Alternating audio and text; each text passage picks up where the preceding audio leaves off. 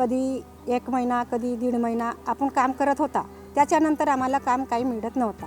पण 1 वर्ष झाला खुर्चीपारमध्ये कामासाठी आमची हेमलताताई चव्हाण सरपंच यांना खूप काम आणलं।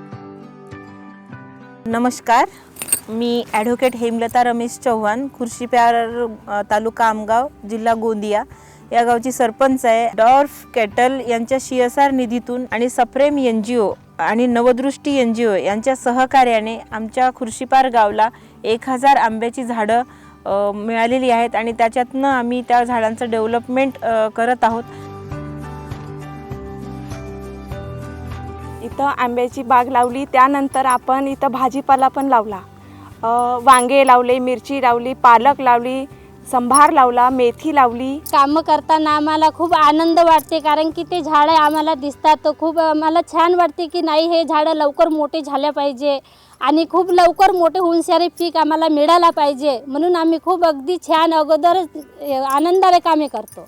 आम्हाला ह्या केशर आंब्याच्या बागेतून एक नवीन प्रेरणा मिळाली आणि आम्ही ह्या केशर आंब्याच्या बागेसोबतच आम्ही कटार आणि त्याच्यानंतर आम्ही अनार आणि इतरही प्लांटेशन केलेले, आवळा लावलेला आहे, जांभूळ लावलेली आहे आणि त्याच्यामुळे आमच्या गावच्या महिलांना चांगला रोजगार मिळालेला आहे आणि त्याच्यातनं एक पॉझिटिव्ह एनर्जी गावामध्ये निर्माण झालेली आहे, गाव डेव्हलपमेंटला चालना मिळालेली आहे।